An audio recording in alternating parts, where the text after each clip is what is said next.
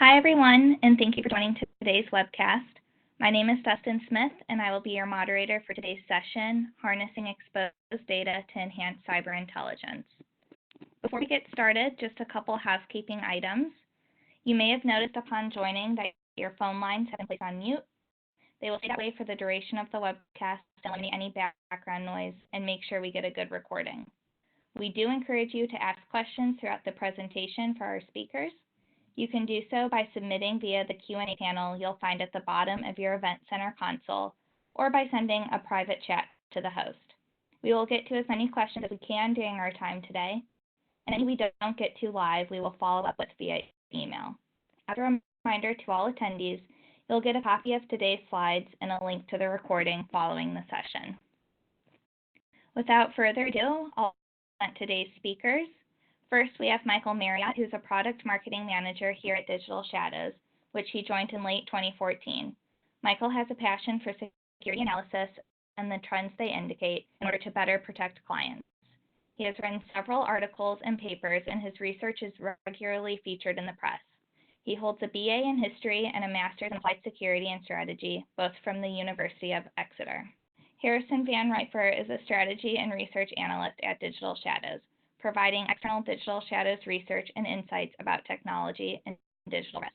He earned his bachelor's degree in criminal justice from Texas State University and master's degree in information technology and management from the University of Texas at Dallas. Harrison is fascinated in the crossover between technology and crime and was previously a senior analyst on the strategic intelligence team at Digital Shadows. Thank you both for joining us today. I'm going to pass things off to our first speaker, Michael. Hey, thanks, Dustin. Great to be joining you all on this webinar. Delighted to be joined by Harrison, partner in crime over in the Dallas office. So, yeah, today we're going to be talking about how you can really use exposed data to enhance your threat intelligence. So many of you will be using kind of internal sources, external sources, looking at different ways of tracking threat actors. And we've talked many times in previous webinars about different approaches to do that. In this one, we'll specifically look at how we're doing that with exposed data and the role that plays within threat intelligence setups. And what we really wanted to look at in this one is that often we see in the headlines more and more news of something that's happened on the dark web. So you've got a massive database that's being sold by some threat actor. And yes, that's fairly interesting, but often by the time it actually gets to that stage, we found that there's a whole life cycle that occurs. So we wanted to think it was quite interesting if we could actually go and look at that life cycle and start to map it out. And when we did that, we came up with these 4 broad stages. So you've got the acquisition, how you get the data itself, and the different techniques threat actors are using to do that. And then you've got the private sale, and that's really where these pieces of data are at their highest value when they're traded in these private communities. So within this particular presentation, we're going to get some cool examples that we've seen on the criminal underground, some latest techniques, and the different ways in which they're using all of this exposed data as part of their campaigns. So by understanding this, you can get a really good idea of not only what threat actors are doing, but how your data is online and how that's leaving you exposed. So at the end of it, we will finish on some free and inexpensive tools that you can use, you can turn to start understanding where this data is cropping up and how, by detecting it, you can really quite effectively disrupt attackers' campaigns. So the presentation will be structured very much in these 4 stages, and we'll encourage anybody to dig in with any questions they may have throughout the session. Now, part of the main problem with all of this is that as more and more companies are going digital, it's actually exposing so much more information to attackers. So whereas before we were quite happy protecting our data inside our network, we all know that that doesn't really exist anymore in terms of the perimeter. So just protecting the perimeter doesn't make any sense. This data's misconfigured file stores that Harrison will talk about. You've got people using shadow IT. You've got third parties holding that information. Then you start interacting on social media, mobile applications. Your domain becomes more important for customers. So with all of these things to consider, it becomes a lot harder to protect this data. And that's an absolute goldmine for attackers who understand that this data is out there, and they'll use things like your employee credentials that are exposed in third-party breaches to perform account takeovers, or they might, if there's sensitive documents out there like intellectual property, maybe misconfigured on a NAS drive. No, they don't even need to do much in terms of corporate espionage.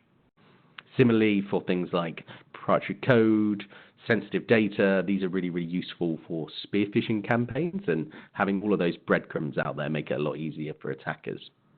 And then obviously you've got things like weaknesses in external infrastructure and exploiting those vulnerabilities.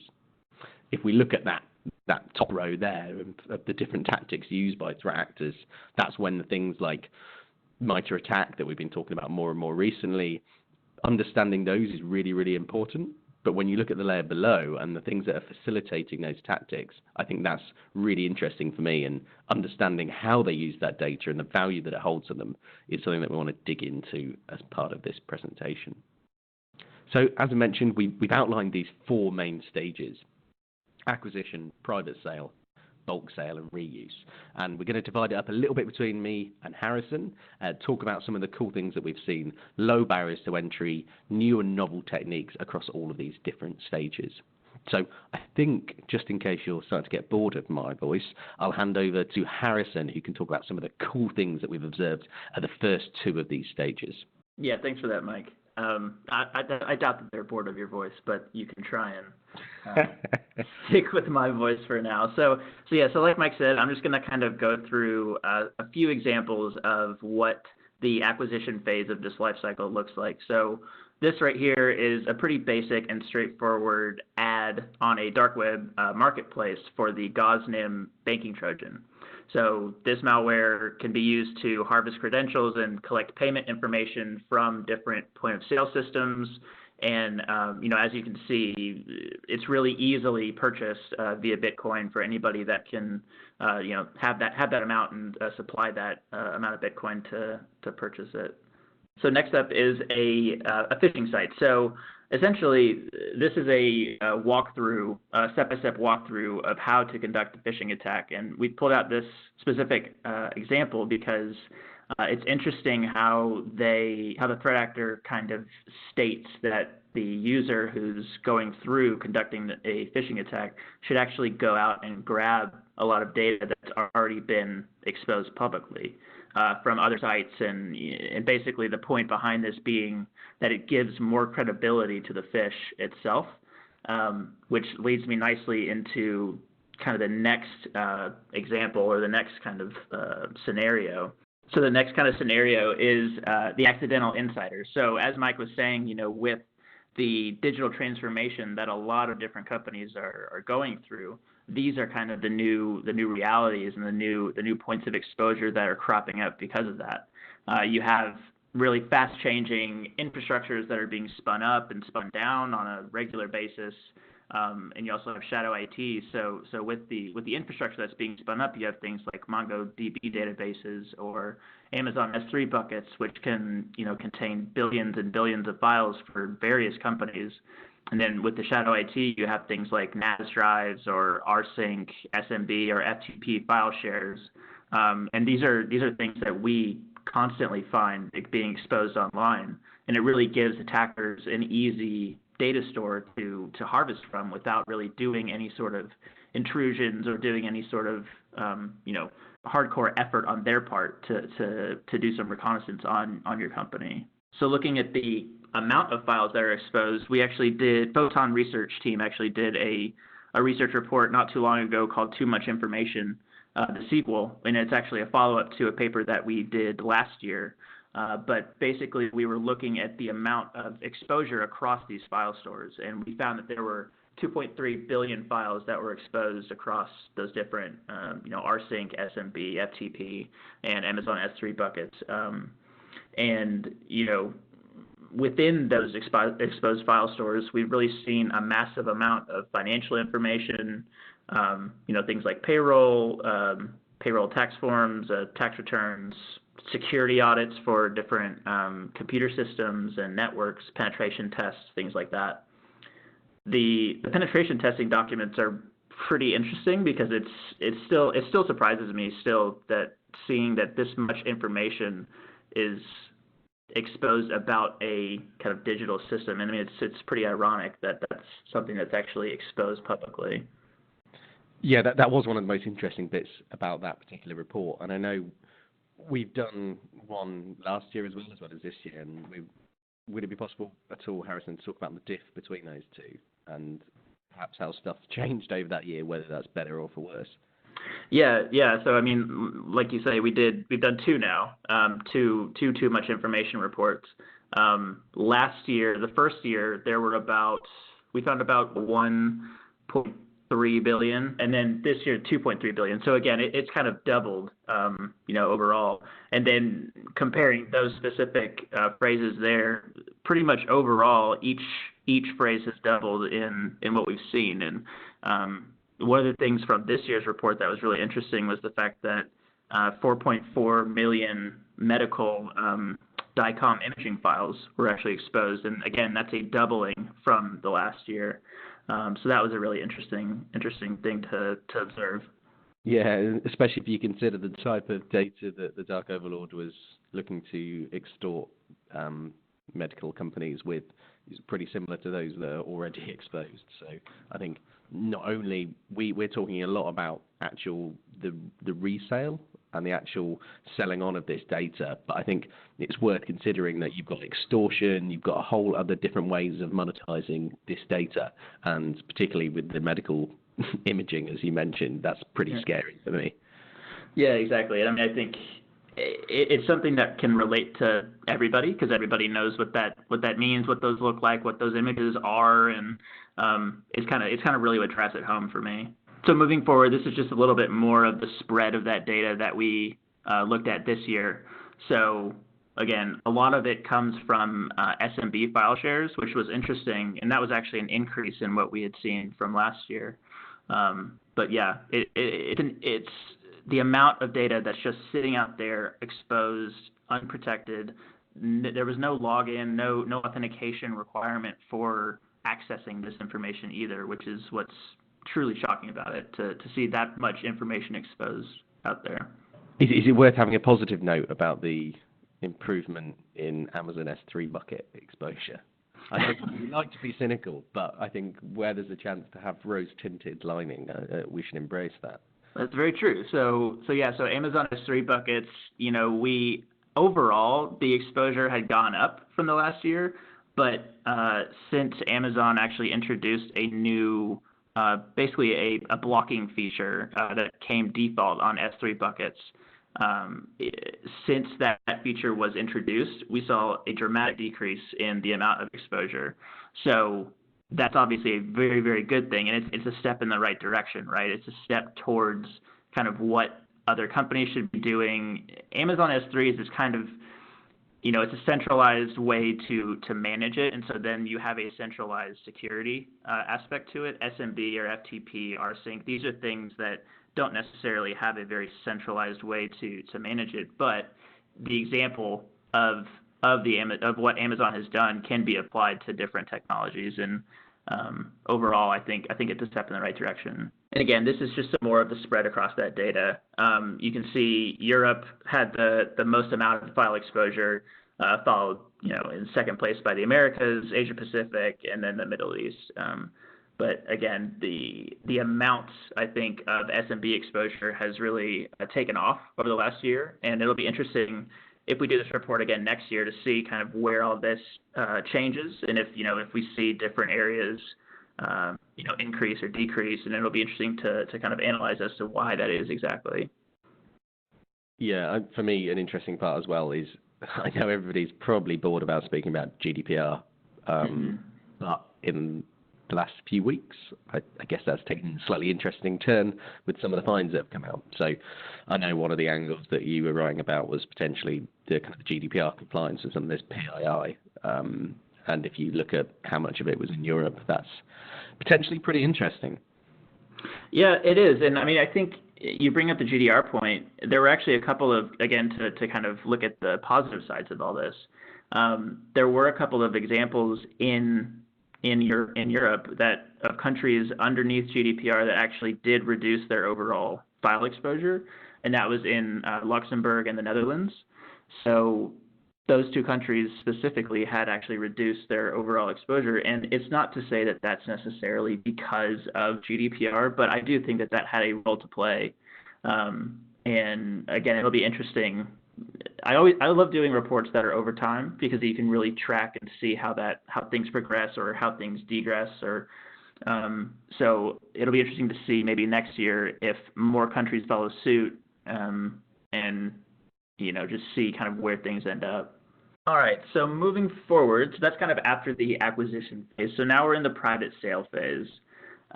So this here is an example of a higher tier criminal marketplace, I should say, a criminal automated vending cart, Joker Stash, which is selling credit and debit card details. And in this example, they're ranging from $25 to $45 a piece about. Purchases like this are made every day, all the time, and contribute directly to different fraud activity. So this is something that if your information is there, it's not a good thing, and it's probably going to be used for some sort of malicious or nefarious purpose. So the targeted fraud. So this is actually a really interesting example of the Genesis marketplace. So it's not just financial data that is being sold online. This example here is from Genesis Market, which has a section specifically for fingerprint bots. And when I say fingerprints, I'm referring to a system fingerprint that's basically been harvested from a user's computer and can allow an attacker to fully impersonate the person they're trying to defraud. So I think of it as like putting on a mask of that person digitally. So if you think of the security controls that might be in place for systems to verify the identity of those users, this could be like an IP address or the browser user agent, the location of the IP address, cookie details, things like that. If an attacker has access to that full fingerprint, then they can pretty much entirely impersonate that person and their victim of that fraud. This is an example of a account takeover attack, and basically our closed sources team at Digital Shadows kind of discussed and reached out to some of these threat actors that were looking for access to different accounts. So they're looking to actually, in this example, the criminals are actually looking to sell the access to the two specific accounts. And so basically the threat actor was trying to monetize their access to a network by selling different kinds of accounts to different buyers. The payable and receivables accounts can be used to conduct business email compromise scams. That's traditionally what you would see associated with that. And that would happen by first taking over an account within the financial areas of a company and then conduct further phishing after that. This does remind me, going back to the too much information research you were talking about, Harrison, of how many email backups there were within those kind of file sharing stores. Mm-hmm. I think some of the most interesting stuff actually came out of those email inboxes. So I think I can fully understand the lure of looking for accounts payable and payables at emails. Definitely interesting. I mean, if you think of just the amount of information that's being transferred over email, right? I mean, business does not wholly operate within, a siloed application or anything like that. Account numbers, passwords, these can all be, easily and often are transferred over email. So if you have access to somebody's email backups, then you have an entire conversation between, a financial manager and a client, or a financial manager and another bank or something like that, and you can get all kinds of information out of that.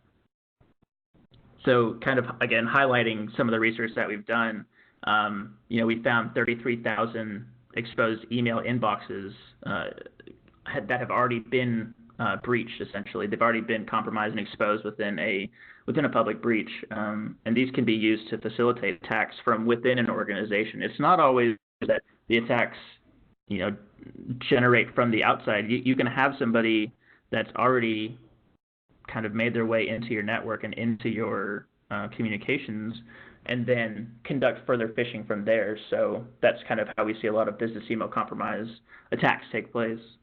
And then for this next section, I will pass it back over to Michael Marriott. Thanks, Harrison. Fascinating to see how that acquisition and private sale occurs. And I think particularly at that private sale level, that's when the data is at its most valuable, and it only really becomes into the public eye when it gets to these stages I'm going to talk about. And particularly over the past few years, we've seen across dark web markets and marketplaces such as, well, in the past it's been Alphabay and Hansa and The Real Deal even a couple of years before that. And that's where threat actors have turned to in order to sell these databases online. And the databases, depending on how fresh they are, will reach a very, very different valuation from, a couple of $100s to many, many thousands. And here you can see numerous examples of some more recent illustrations of where that has occurred across these forums. So you've got Linux forums, data breach being sold here across a few different locations, and that's just available for $36. So this tends to be, even though there are 250,000 records in this particular database, the fact that they've gone through this private sale process already means that you can pick that up for just $36. So very, very reasonable to start buying these databases from dark web marketplaces. And then you see last year with collections 1 through 5 of the huge databases that were released, billions and billions of credentials that are available. And these were initially being sold for a small amount of money, and then they became, and you see the raid forums post there, all of these things become pretty much freely available by the end of their life cycle. So you've got, at Digital Shadows ourselves, we've got well over 14 billion credentials in our breach repository, and that's generally, if you think about what attackers have had access to and the exposed credentials they can see, that gives you a good indication of how much is out there. And while some of these will be, a couple of $100s to buy if they're fresher, often threat actors will rely on these credentials at the end of their life cycle, but really inexpensive, and they rely on the poor password hygiene of users to actually make sure that even at the end of that life cycle, you've got a little bit of value that you can eke and squeeze out of that. But after we've spoken before in many reports about how the criminal ecosystem has changed quite a bit since the takedowns of Alphabay and Hansa in 2017. So those were huge dark web marketplaces with millions and millions of users, lots of money going back and forth on a daily basis through there. And there was quite a cool pincer operation from law enforcement. Probably won't go into it in this presentation, but I would encourage you to check out our research Cease and Desist, which goes into a few more details about that particular law enforcement operation and the effects that has had on the criminal underground. Now, obviously, it's important not to be too biased. That was the English-speaking community in general. In the Russian-speaking cybercriminal system, generally using forums, automated vending carts, sell credit cards, and private communications to do their transactions. But what we saw within the English-speaking community, and it also kind of filtered down into other communities, was getting a bit more jittery, understanding that law enforcement are on this, they're looking at these locations, and they need to be taking a few more actions to secure themselves from a criminal vendor perspective. So what we've seen is moving away from the dark web marketplace model of Alphabay and Hansa. You've seen many have gone as well, like Valhalla, Dream Market, no longer existing.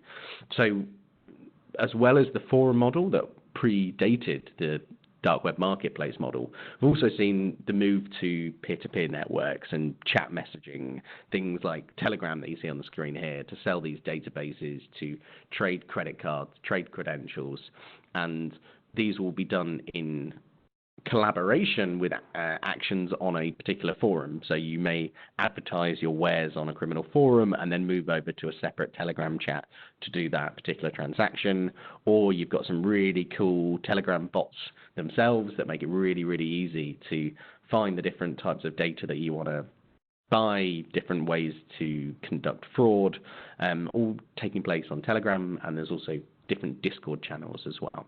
So not just within the criminal forum structure, moving away from dark web marketplaces and finding new ways that are perhaps a little bit more secure and are likely to retain the anonymity. And then the final stage, just when you think that the data is used and got as much value out of it as possible, it's pretty much freely available online by now. All of these credentials, all of these files that are available. So what possible use have they still got? And interestingly, there's still quite a bit. We did some research into sextortion campaigns that you may have read about in the news over the past year. And this, for those of you unfamiliar with it, where user will get an email saying that the person on the other end has got access to their computer, they've caught them doing some naughty things because they've got full access to their computer, and as proof of that, they provide a password and a credential set to show they've got access to their computer. Now, obviously, that password and username combination are taken from breaches that we all know about, but you may be thinking, well, who's going to fall for that? They ask for a Bitcoin payment, otherwise they'll release those supposedly compromising images or videos. But to our surprise, it was actually quite a popular and lucrative campaign. So of a sample that we looked at of about 90,000 email recipients, quite a few of them actually paid it. So there was $330,000 paid to the Bitcoin addresses that were stated within the email campaigns that we observed. So although this isn't perhaps that sophisticated and you think it's quite obvious stuff, even at this stage of the life cycle, these credentials that have been exposed, they've gone through the private sale, they've gone through the bulk sale, people are trying to eke as much money out of them as possible, still able to provide value, $332,000 in extortion payments. And then the final stage in reuse is the credential stuffing. So on the screen here you can see one credential stuffing tool, which is Sentry MBA, but there are many others. There's Vertex, Account Hitman, and credential stuffing tools take in huge lists of already exposed credentials, so emails and usernames and passwords, and then they have configuration files that point at particular sites, and then they check to see whether that particular site has any users on there that are matching previously breached credentials. So it will pop up if one username and password are successful for that particular site. Then you can use those credentials that you know are true to go and then log on and either cash out money in that account or conduct further fraud. This is pretty interesting, pretty widespread across Discord channels and criminal forums, and there's even a market for the configuration files that are used for these credential stuffing tools. So here you see somebody offering a particular configuration for one particular site, and people can go in here, they can sell them, whether that's for dollars, Bitcoin, or sometimes they have specific currencies for these sites that they can turn to. So even this now, you've even got a market for configuration files of credential stuffing tools that are at the very end of the life cycle of this exposed data. So I think it should be really clear that just from quite innocuous, even it can be inadvertent exposure of data, that costs so many people money at each stage, and it provides so many opportunities for attackers to monetize that data across this whole life cycle. So I think that's what we really wanted to get across in this presentation. It's not just you expose data and it gets sold online. That's like the first two stages. It retains so much value, and the residual value continues for many, many years, and we only really get light of that towards the later stages. Now, we don't just want to bring up problems and show that everything's bad. We want to provide some mitigation options, ways that you can gain an insight into this exposed data and hopefully disrupt some adversary campaigns. And so we've highlighted some easy, medium and hard tools that are pretty freely available online that anybody can turn to get an idea of where this exposure pertains to them and how they're facilitating threat actors. And by turning to these tools, they can actually take actions to remove that data and disrupt campaigns. So first one is detecting exposed credentials. Obviously, we do it at digital shows in our own unique way, but there are many other services, and some of them are shown on the screen here. So you've got Have I Been Pwned, which is a really popular way to get started. They've got a free version where you can monitor for your own. They've even got different ways of accessing that information as well. So you're able to get an idea of where you are exposed. While it won't provide the passwords themselves, it gives you a really effective way of getting started with starting to monitor for exposed credentials. Exposed sensitive documents. So obviously, we've done this huge piece of research that we've spoken about a fair bit throughout this presentation with the too much information, and that's through all interesting places like NAS drives and publicly available FTP, SMB, rsync, and things like that. But I think it's worth noting that there's a huge amount of information available just through search engines, and finding ways to actually find that information can be quite effective for companies. So you've got things like Google Hacking Database that we can provide a link to. You've got Bishop Fox's Diggity Project, and then you've got just Google hacks you can do in Google, but also other search engines like Yandex. So if you go into Google now and you type in private and confidential and a company name, you'll get a fair amount of hits, and you can filter by different document types and so on and so forth. Yandex, while there may be a slight difference in the amount of files indexed by Yandex and Google, Yandex provides quite a cool way of actually filtering through these different options, so you can have quite effective ways of saying, right, I want to search for PDFs with this particular tag on these particular sources. So don't just limit it to Google, but looking at these search engines can provide a really good view of where your files are exposed. And given that threat actors are sharing these guides across their own sources, I think it's fair to say that threat actors are using this as part of their reconnaissance campaigns as well.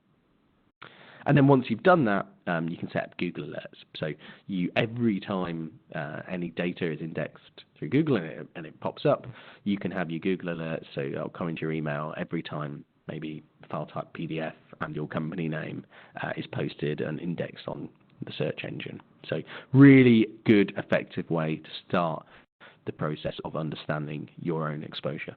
All right, and I'll let Harrison talk about some of the other tools that are available to use. Yeah, sure thing. Thanks, Mike.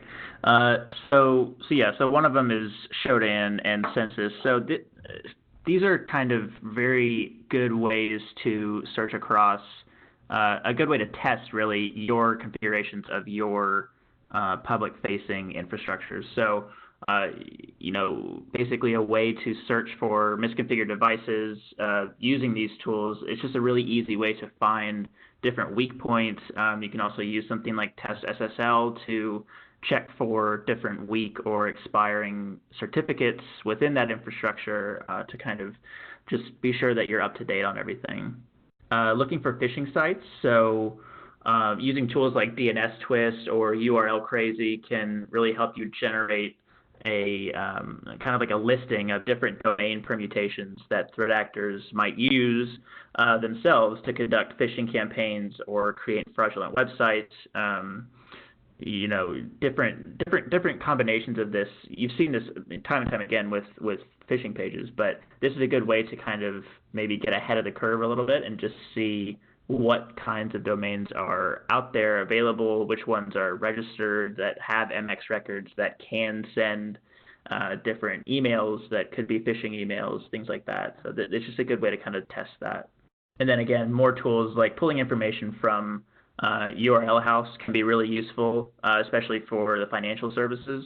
URL House has data that's related to different domains that have been detected, sending out spam or other fraud campaigns, things like that. So if you find an email within your infrastructure that's been sent, and you're not sure if it's legitimate or not, you can just pop it into URL House and really try and see whether other people have also reported it as a spam or kind of like a fraud campaign. And then looking for spoof social media accounts. So detecting these spoof social media accounts can really help reduce different instances of brand impersonation and keep customer loyalty strong. But using something like the Twitter API to pull in different data points, different terms, this can really help you detect these different social media accounts. It can also help you detect kind of what's trending, whether or not your brand is coming up within different discussions or discussions that might be going down a path that you don't necessarily, or at least that you want to monitor in that sense. It's a good way to kind of keep an eye on that. And so now we kind of get into some of the more difficult things. It's not that it's difficult in terms of it just requires more resources. It requires more time investment and more of a learning curve. So doing things like scraping sites, you can use free scraping tools to grab information from various clear and dark websites. This information it's more difficult, and it requires more caution to not necessarily alert. If you're trying to monitor a malicious site, you don't want to alert that malicious site owner to what you're doing or expose any IP addresses in that way. There's also like various legal ramifications that are kind of surrounding scraping sites. So obviously follow terms and conditions of different websites, but it is possible to kind of use a tool like Scrapey or Beautiful Soup to scrape these sites and gather that information yourself. And then doing more manual, closed sources, gated, human intelligence, whatever you want to call it, developing this kind of a capability can really enable your security teams to gain access to more of the discrete markets and forums. We were talking about Joker Stash earlier. That's a top tier automated vendor cart, so it's a little bit more difficult to get into.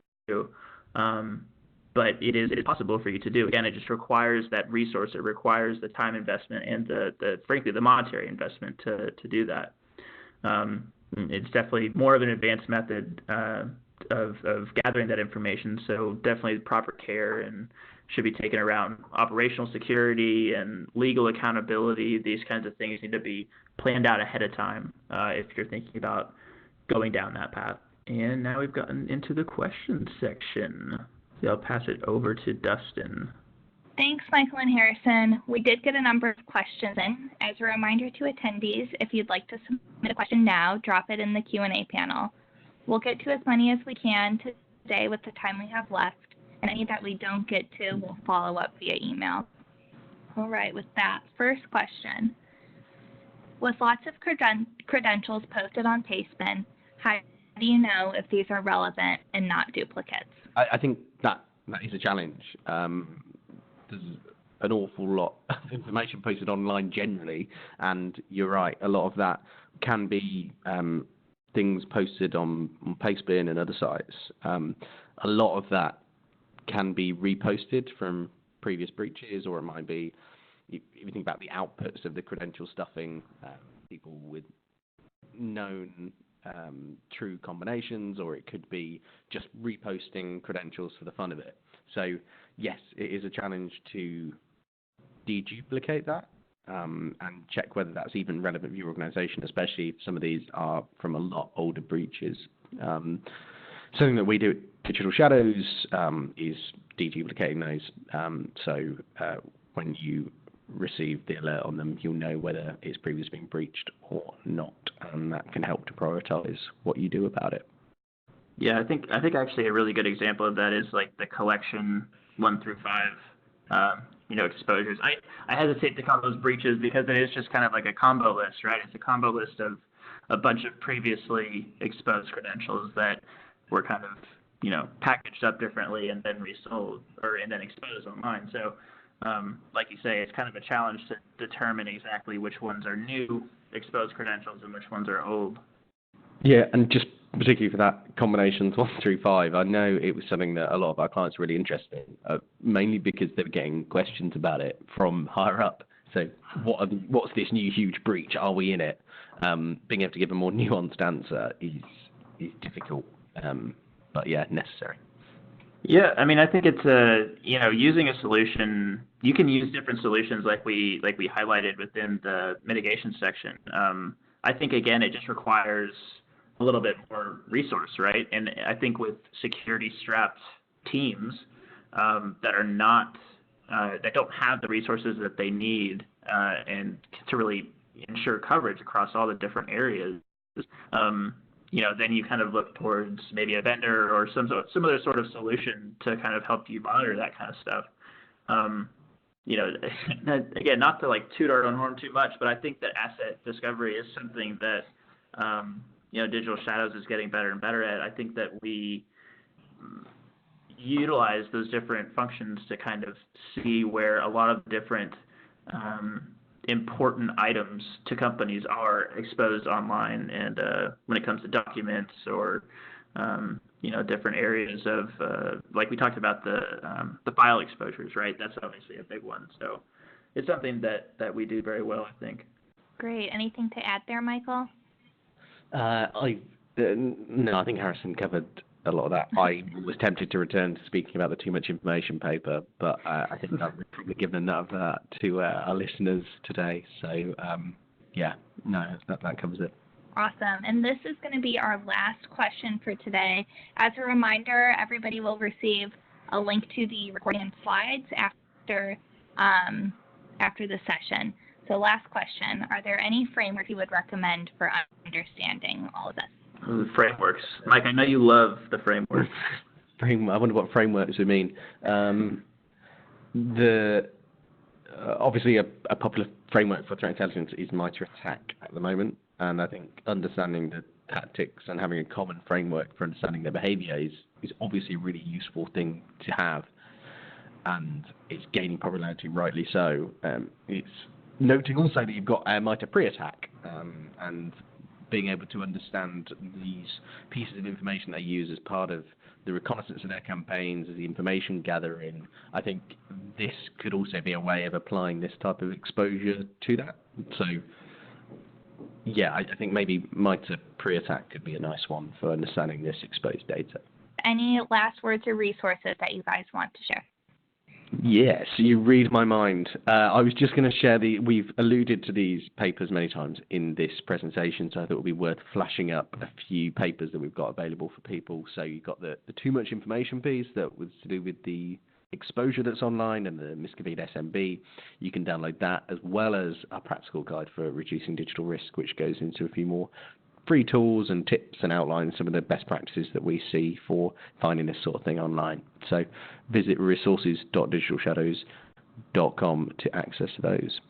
And if you want to check out, maybe have a search on the dark web and criminal forums yourself, you can access Test Drive, which is a test instance of Searchlight, where you can go and launch your own searches and explore at your own leisure. So do check out all of those. Great. And that finishes up today's session. Thank you all so much for joining, and thank you, Harrison and Michael, for presenting today. We look forward to hosting you guys on another webcast soon. Thanks, Dustin, and thanks everybody for joining. Yep, thanks guys.